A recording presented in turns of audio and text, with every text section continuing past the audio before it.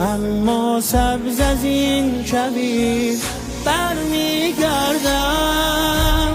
نماز بارانم تو، عیان و پنهانم تو، عزیزتر از جانم تو.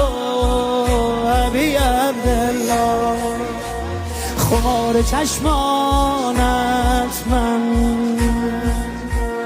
و دست به دامانت من، شبم به قربانت من. ابی عبدالله ابی عبدالله غمت دلم را نشانه